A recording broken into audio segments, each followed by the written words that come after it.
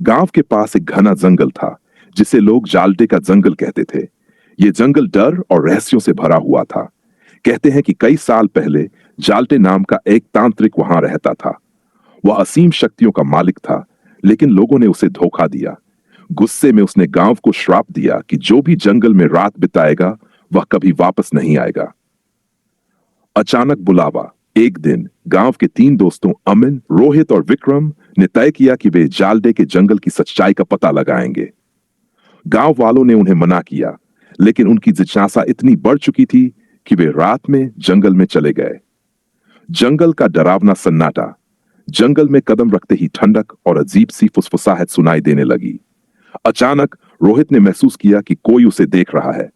जैसे ही उसने पीछे मुड़कर देखा, एक अंधेरी परछाई तेजी से उसके पास आई और वह चीखता हुआ अंधेरे में गायब हो गया।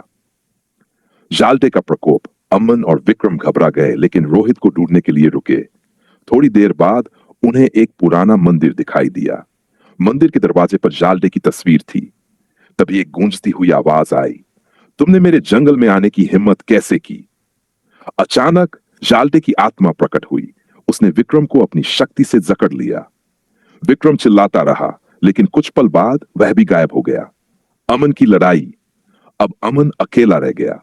उसने जालटे से माफी मांगी, लेकिन जालटे हंसते हुए बोला, जो मेरे श्राप को तोड़ेगा उसे अपनी जान देनी पड़ेगी। अमन ने हिम्मत जुटाई और एक मंत्र पढ़ने लगा, जो उसने अपने दादाजी से सीखा था। मंत्र पूरा होते ही जालटे चिल्लाया और उसकी आत्मा जलकर राख हो गई। मंदिर और जंगल शांत हो गए। अमन किसी तरह सुबह होते होते गांव पहुंचा। जालटे का अंत, पर जंगल का रहस्य बरकरार। अमन ने गांव वालों को सारी घटना बताई। उन्होंने खुशी मनाई कि जालटे का अंत हो गया, लेकिन कोई नहीं जानता था कि अमन के साथ क्या हुआ। कुछ दिनों बाद अमन की हालत बिगड़ने लगी और एक रात वह रहस्यमय तरीके से गायब हो गया। जालटे तो चला गया, लेकिन उसके जंगल की दहशत अब भी बरकरार थी। जो रहस्यमयी है उसे जानने की कोशिश कभी कभी घातक साबित हो सकती है। अमन का गायब होना। अमन के रहस्यमय तरीके से गायब होने के बाद गांव में खौफ का माहौल छा गया। लोग कहने लगे कि जालटे का श्राप अब भी खत्म नहीं हुआ है। कुछ लोग कहते थे कि अमन ने जालटे की आत्मा को हराया नहीं, बल्कि उसकी जगह ले ली। जंगल की नई कहानियां। अमन के गायब होने के कुछ दिनों बाद गांव के एक लकड़हारे रघु ने बताया कि उसने जंगल के पास अमन को देखा, लेकिन उसका चेहरा काला और उसकी आंखें लाल थीं। रघु ने डरते डरते गांव वालों को बताया कि अमन अब जिंदा नहीं, बल्कि एक भूत बन चुका है। जंगल की ओर वापसी। गांव के बुजुर्गों ने कहा कि श्राप पूरी तरह खत्म करने के लिए मंदिर में एक विशेष अनुष्ठान करना होगा। गांव के सबसे साहसी युवक नरेश ने यह जिम्मेदारी उठाई। वह कुछ और लोगों के साथ जंगल में गया। जैसे ही वे मंदिर के करीब पहुंचे, उन्हें वही ठंडी हवा और फुसफुसाहट सुनाई देने लगी। अचानक अमन की परछाई उनके सामने प्रकट हुई। उसकी आवाज गूंजी, यहां से चले जाओ, नहीं तो तुम भी मारे जाओगे। मैं अब जालटे का सेवक बन चुका हूं। अमन की सच्चाई। नरेश ने हिम्मत करके अमन से पूछा, तूने हमें क्यों धोखा दिया? तुझे तो जालटे को हराना चाहिए था। अमन हंसा और बोला, मैंने जालटे को हराया नहीं, बल्कि उसकी शक्तियों को अपने अंदर समा लिया। अब मैं इस जंगल का नया संरक्षक हूं। यहां से कोई नहीं जा सकता। अंतहीन श्राप।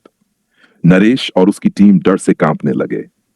अमन ने उन्हें चेतावनी दी कि अगर उन्होंने जंगल छोड़ा तो गांव के सभी लोग श्राप का शिकार हो जाएंगे। कहानी यहीं खत्म नहीं हुई। गांव अब भी उसी डर और श्राप के साये में जी रहा है। लोग जालटे का नाम भूल गए, लेकिन अब वे अमन को जालटे का उत्तराधिकारी कहने लगे। गांव के लोग अब इस डर में जी रहे हैं कि क्या जंगल का ये रहस्य और श्राप कभी खत्म होगा। लेकिन कोई भी दोबारा जंगल जाने की हिम्मत नहीं करता। जंगल में जो जाता है, अंत। गांव का नया अध्याय। अमन के जालटे के उत्तराधिकारी बनने के बाद गांव वालों ने जंगल के पास जाना पूरी तरह बंद कर दिया। उन्होंने जंगल के चारों ओर एक पत्थरों की दीवार खड़ी कर दी और वहां जाने पर सख्त पाबंदी लगा दी। लेकिन जंगल की खामोशी ने गांव को चैन से जीने नहीं दिया। रात के समय अक्सर जंगल से अजीब सी आवाजें सुनाई देती, कभी चीखें, कभी हंसी और कभी फुसफुसाहट। कुछ लोग दावा करते थे कि उन्होंने अमन को गांव के पास भटकते देखा है। रहस्यमयी मौतें। गांव में अजीब घटनाएं होने लगीं। जिन लोगों ने कभी जंगल के बारे में बात करने की कोशिश की, वे अचानक बीमार पड़ने लगे। कुछ की मौत हो गई और उनके शवों पर अजीब निशान मिले, जैसे किसी ने उन पर दांतों से हमला किया हो। गांव का सबसे बूढ़ा आदमी पंडित रमाकांत, जो तंत्र मंत्र का जानकार था, ने लोगों से कहा, यह जंगल अब किसी और शक्ति के अधीन है। यह श्राप अब और भी खतरनाक हो चुका है। एक आखिरी कोशिश पंडित रमाकांत ने सुझाव दिया कि जंगल के मंदिर में जाकर एक बड़ा हवन किया जाए। इसके लिए गांव से 5 बहादुर युवकों को चुना गया। वे जानते थे कि यह उनके जीवन का सबसे बड़ा और खतरनाक काम होगा। जंगल में प्रवेश और 5 युवक आधी रात को जंगल में गए। जैसे ही वे मंदिर के पास पहुंचे, उन्हें चारों ओर से घने कोहरे ने घेर लिया। हवा में अजीब सी गंध थी और हर तरफ से अमन की गूंजती हुई हंसी सुनाई दी। अमन प्रकट हुआ। उसकी आंखें जलती हुई अंगारों जैसी थी और उसकी आवाज में एक भयानक गूंज थी। उसने कहा, तुम लोग फिर से मेरी दुनिया में घुसने की जुर्रत कर रहे हो? यहां से लौटने की कोई उम्मीद मत रखना। अमावस्या का हवन। रमाकांत ने मंत्र पढ़ना शुरू किया और हवन की आग जलाई। लेकिन जैसे जैसे मंत्र तेज हुआ, अमन की शक्ति भी बढ़ने लगी। उसने 5 युवकों को अपने जादू से हवा में उठा लिया और चिल्लाया, यह जंगल मेरा है, यहां कोई पूजा नहीं होगी। अमन की हार या जीत? आखिरी मंत्र पूरा होते ही जालडे का मंदिर ध्वस्त हो गया। अमन की चीखों से पूरा जंगल गूंज उठा। लेकिन इसके साथ ही हवन की आग बुझ गई और जंगल में सब कुछ शांत हो गया। सुबह गांव वाले रमाकांत और युवकों का इंतजार करते रहे, लेकिन कोई वापस नहीं आया। जब लोगों ने हिम्मत जुटाकर जंगल की ओर देखा, तो उन्हें मंदिर और अमन का कोई निशान नहीं मिला। जंगल का राज बरकरार। गांव में अब शांति थी, लेकिन लोग कहते हैं कि हर अमावस्या की रात जंगल से अमन की हंसी सुनाई देती है। गांव वालों ने फिर कभी जंगल में कदम रखने की हिम्मत नहीं की। श्राप खत्म हुआ या नहीं, यह आज भी एक रहस्य है। लेकिन एक बात तय है, जालटे का जंगल कभी किसी को माफ नहीं करता। नई रहस्यमय घटनाएं। कुछ सालों बाद गांव में फिर से अजीब घटनाएं होने लगीं। लोग कहते थे कि रात के समय जंगल से चुपचाप आवाजें आती हैं, जैसे कोई दरवाजे के पास खड़ा हो और धीरे धीरे खिसकता हो। कुछ किसानों ने दावा किया कि उनके खेतों के पास अचानक काले साए दौड़ते दिखे थे। दूसरी पीढ़ी का सामना। गांव में अब नई पीढ़ी के बच्चे बड़े हो रहे थे, जिनका जालडे के जंगल के बारे में कुछ खास पता नहीं था। एक दिन गांव के कुछ निडर युवा विशाल, समीर और प्रीति जंगल में प्रवेश करने का फैसला करते हैं। उन्हें यकीन था कि ये सब सिर्फ डरावनी कहानियां हैं और कुछ नहीं। जंगल में प्रवेश करने के बाद वे पहले तो ताज्जुब करते हैं कि उन्हें कोई भी अजीब घटना नहीं दिखाई देती। लेकिन जैसे जैसे वे मंदिर के पास पहुंचे, उन्हें महसूस हुआ कि वातावरण में कुछ गड़बड़ है। हवा ठंडी और भारी हो गई और चारों ओर सन्नाटा छा गया। अचानक अंधेरे में एक परछाई दिखी। अमन की दूसरी वापसी। जैसे ही विशाल ने उस परछाई की तरफ देखा, वह अचानक से अमन की शक्ल में बदल गई। अमन की जलती हुई आंखें और वह खौफनाक मुस्कान, जैसे वह वापस आ चुका हो। तुम लोग फिर से यहां क्यों आए हो? अमन की आवाज गूंजने लगी।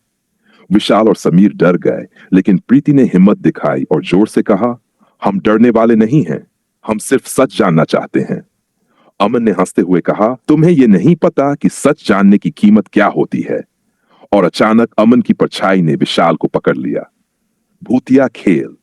विशाल जोर जोर से चीखने लगा, लेकिन उसकी चीखें जैसे हवा में खो गई।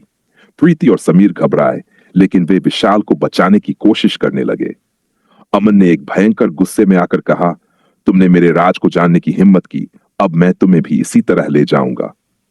लेकिन जैसे ही अमन ने समीर को पकड़ने की कोशिश की, प्रीति ने पुरानी पूजा की किताब से एक मंत्र पढ़ा जो उसने अपनी दादी से सुना था।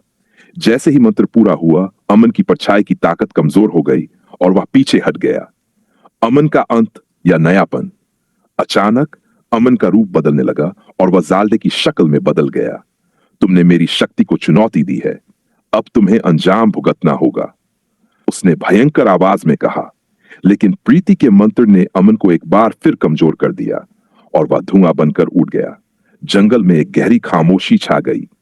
विशाल और समीर बुरी तरह डर कर भाग गए और प्रीति ने अपनी जिंदगी में पहली बार महसूस किया कि वह एक बेहद खतरनाक खेल में चुकी थी। गांव में सन्नाटा। प्रीति और उसके दोस्तों ने यह घटना गांव वालों से साझा की, लेकिन किसी ने भी पूरी तरह विश्वास नहीं किया।